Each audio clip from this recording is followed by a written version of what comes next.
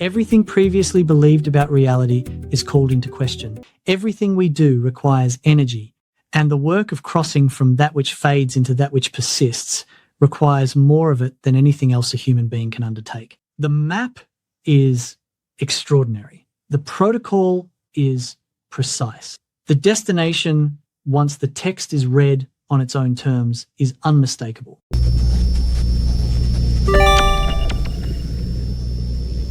The Gospel of Thomas opens not with a parable or a greeting, but with a claim, and it is one of the most radical claims ever committed to writing in the Western esoteric tradition. These are the hidden sayings that the living Yeshua spoke. Whoever finds the interpretation of these sayings will not taste death. The text does not promise that whoever reads these sayings will find inner peace or feel connected to the oneness of all things. It says that whoever finds the interpretation will not taste death. That is the first line of a document that sat sealed in a clay jar in the Egyptian desert for nearly 2,000 years. Every tradition we examined in the previous video was pursuing the same thing: the transformation of the human form from that which fades into that which persists. The Tibetan masters documented it, the Taoist alchemists mapped it, Egyptian traditions included concepts like the Ark, a transformed and enduring spiritual state, and among all the texts that survived from that era and tradition, few present such a concentrated and enigmatic set of teachings about transformation as this one. We are not examining the Gospel of Thomas because it is ancient or provocative, or because it tends to surface in conversations about Gnosticism. We are examining it because it may preserve a radically different understanding of the purpose and meaning of life than we've been presented with. I believe that what Yeshua taught his inner circle was the same work those other traditions were all pursuing. If that is the case, the Gospel of Thomas is the closest surviving record of those teachings. And for most of the people engaging with this text today, those teachings are almost completely unrecognizable because of what happened to the text after it was recovered and read again. When the Gospel of Thomas resurfaced in 1945 and translations began to circulate, a particular interpretation quickly took hold. Teachers steeped in Zen Buddhism, Advaita Vedanta, and contemporary mindfulness traditions encountered these sayings and recognized something familiar: the language of union, the dissolution of opposites, and the invitation to see through the illusion of separation. They brought their existing frameworks to the text and produced readings that felt illuminating and profound.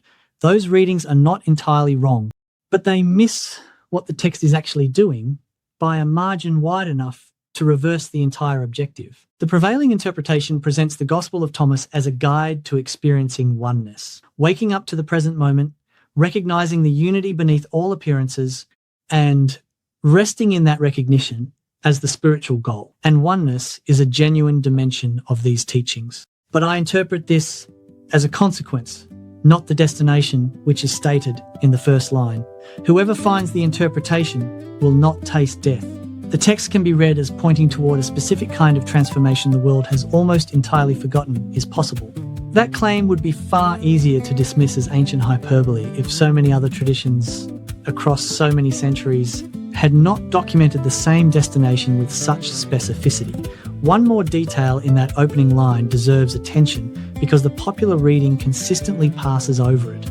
The text does not say, whoever reads these sayings, or whoever studies, or intellectually understands them. It says whoever finds the interpretation. In the Gnostic framework, that word points to gnosis, direct, lived, experiential knowing. You do not find the interpretation by thinking about it. You find it by undergoing at least some degree of the transformation the text describes. From an alchemical perspective, the interpretation and the transformation are the same event. And the proof that you have fully understood the teaching is that you will not leave this world as others do. Saying 2 lays out the entire journey in 5 stages, and it does not pretend the road is gentle.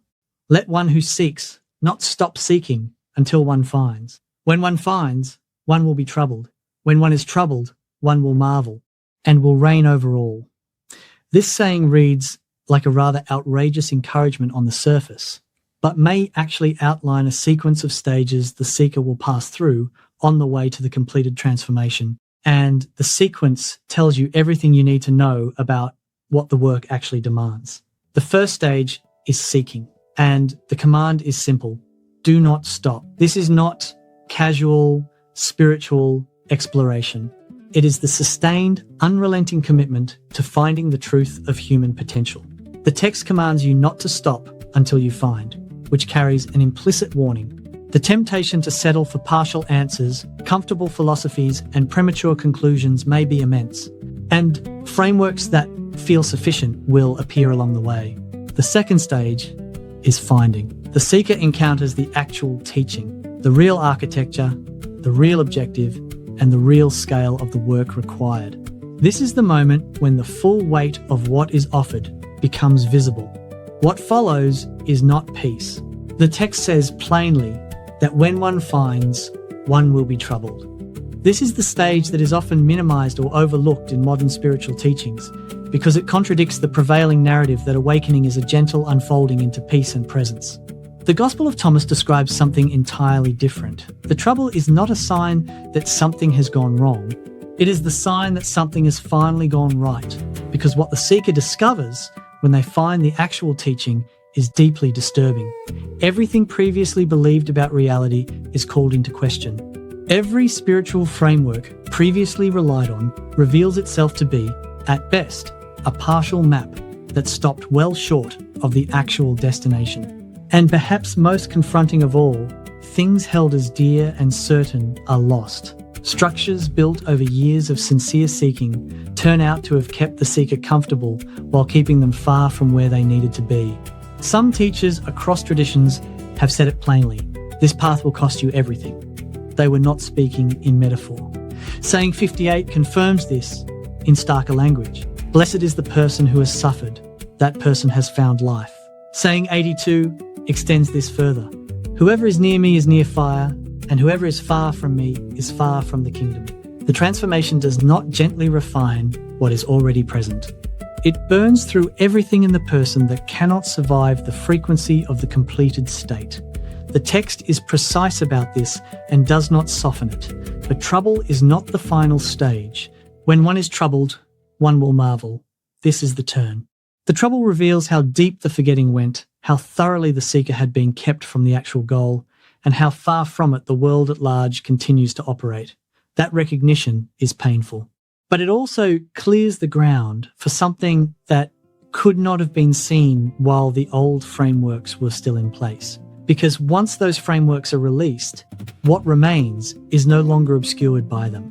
And what remains is this. What the teacher described is real. The kingdom is not a metaphor. The light body that every tradition in the previous video pointed toward isn't mythology. It is presented as the heritage of every human being who was ever born into this form. And the path toward it exists and is walkable. The trouble was the cost of seeing clearly. The marvel is what that clear sight reveals. And then the final stage, the text says the one who completes this journey will reign over all. This does not refer to authority over other people. What the text means by all is the full set of conditions that previously held dominion over the seeker. The forces of dissolution, of limitation, and of a reality structured to present those conditions as permanent and inevitable. When the work is complete, the relationship between the person and those conditions fundamentally changes because the form they have built operates under entirely different principles than the one that entered the path. This is not a religious promise about what happens after you die. What the ancient teachers described, in some traditions and across centuries, is something accomplished while the practitioner is still living. A completion of the work from within the form arrived at through a specific and demanding inner practice, not a gift bestowed after the form had dissolved. With that map in place, the central protocol of the Gospel of Thomas becomes legible. When the disciples asked Yeshua directly when they would enter the kingdom, his answer was one of the most compressed and striking sets of instructions for this transformation in any surviving ancient text. When you make the two into one, and when you make the inner like the outer and the outer like the inner, and the above like the below, and when you make the male and the female into a single one, so that the male is not male and the female is not female, then you will enter the kingdom. Every clause of this saying is a different face of the same transformation. No single description can contain an event of this magnitude, so the text approaches it from multiple angles until the shape becomes unmistakable. Making the two into one is the master instruction. It describes the reunification of what has been divided within the person at the most fundamental level, the split between the conscious everyday self and what we might call the spirit self. The conscious self navigates the material world, identifies with the body, processes experience through the thinking mind, and tends to believe itself to be the totality of what the person is. The spirit self, the deeper aspect of the person that exists beyond the systems of ordinary experience and carries the actual capacity for the transformation we are describing, is cut off from waking awareness. One way to understand this division is through lived experience.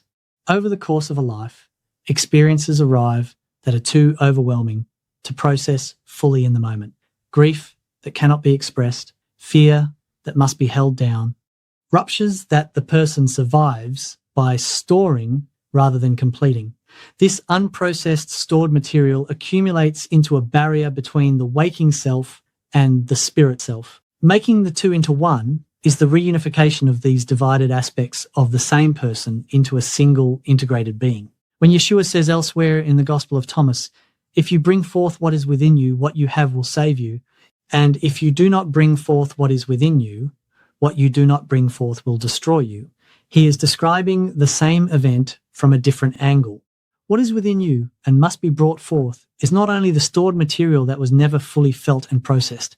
Beneath that accumulated weight, buried beneath the barrier, is what the Gnostics called the divine spark, the spirit self, the deeper aspect of the person that has been rendered inaccessible by everything the conscious mind has suppressed. This is why the work of clearing that accumulated weight is not merely a personal or psychological exercise.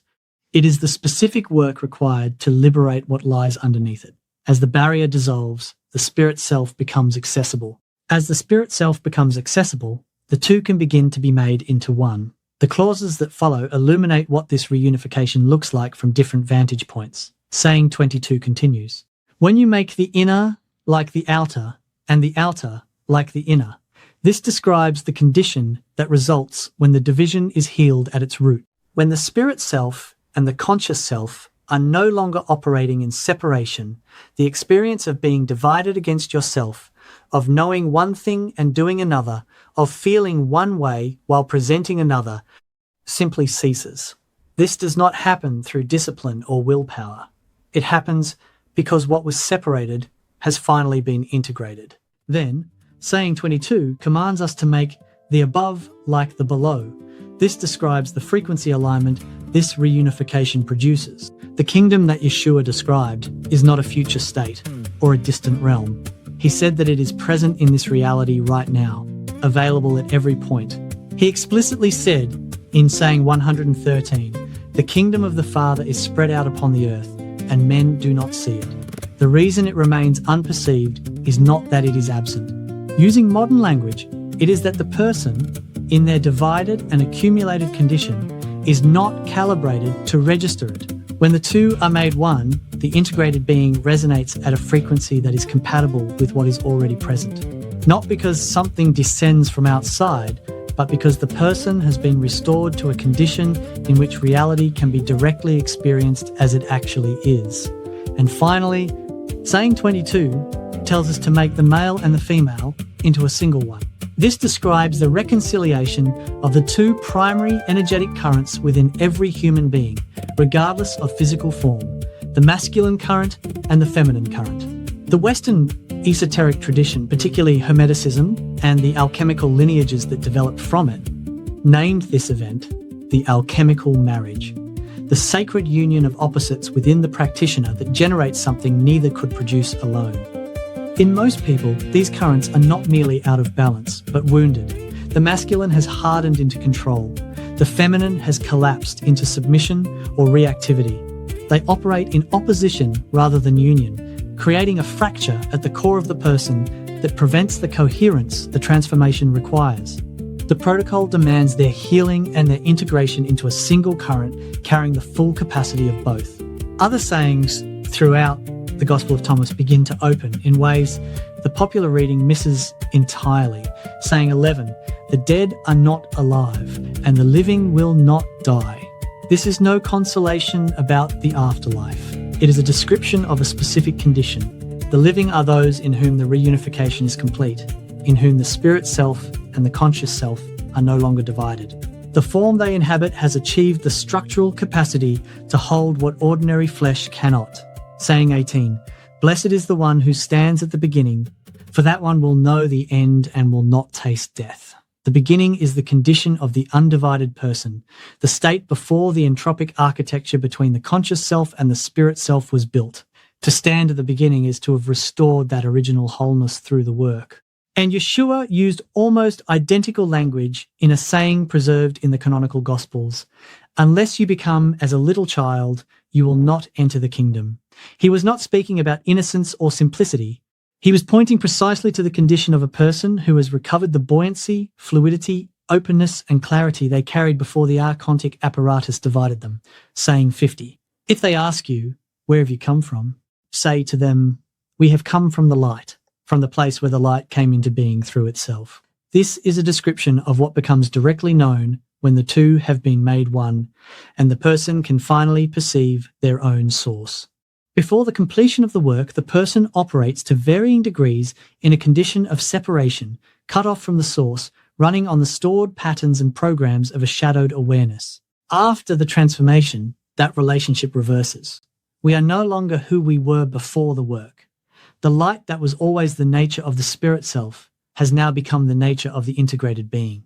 We come from the light because we have been transformed by it, or rather, reborn into it. Now, let's go back to saying 70 because it contains the most precise statement of the energetic law governing the entire process. If you bring forth what is within you, what you have will save you. If you do not bring forth what is within you, what you do not bring forth will destroy you. This is a description of how the energy of a person actually operates. What is brought forth, felt, processed, and released becomes available or unstuck energy. What is not brought forth simply accumulates, consuming more of the person's reserves with every passing year until the capacity for anything beyond basic function is gone.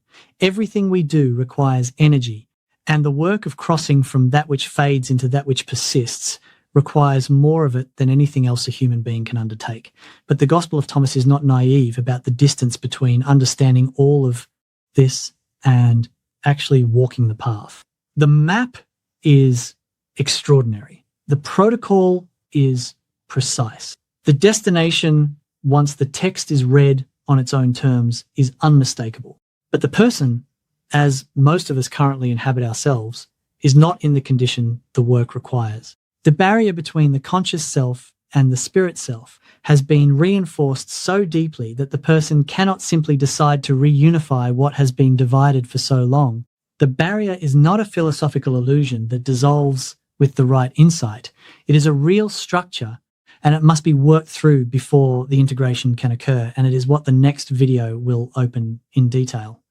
What is worth noting here is that the ancient traditions that preserved the light body transformation, Tibetan, Taoist, and yogic, all developed some form of this foundational clearing work within their lineages. The specific techniques differ by tradition, but the underlying recognition is consistent. Before the advanced inner practices can take root, the practitioner must work through the accumulated weight of their emotional and experiential history. The Tibetan traditions call the stored impressions kleshas, afflictive patterns that cloud the mind and fragment the energetic field. Taoist inner alchemy treats the clearing of what blocks the free circulation of vital energy as a prerequisite for the deeper refinements. And finally, the yogic lineages speak of clearing samskaras, the imprinted residue of past experience lodged in the subtle body. The vocabularies differ, but the foundational recognition is the same. The ground must be prepared before the next structure can be built within it. And even the completion of that foundational clearing is only the first threshold of a much longer initiation.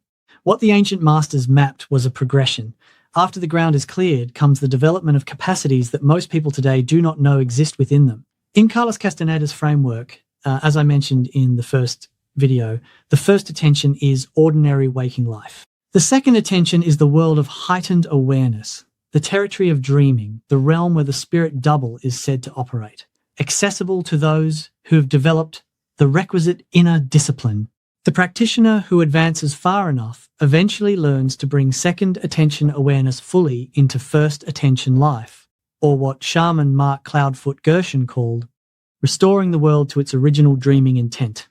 And this is perhaps the closest description we have of what Yeshua demonstrated, a form that could appear in locked rooms, calm storms, and be touched by those around him while operating under an entirely different set of conditions than ordinary flesh.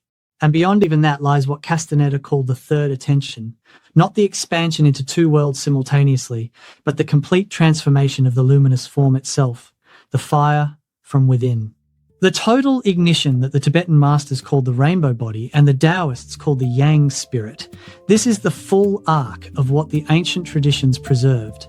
And the Gospel of Thomas, read on its own terms, maps onto that arc with a precision that has not been widely recognized. This text sat sealed in a clay jar for nearly 2,000 years, and when it was found, the world looked at it through the only lens readily available and saw something reassuring, a guide to experiencing oneness, a teaching about presence and the dissolution of the ego, a spiritual philosophy that could be understood in an afternoon.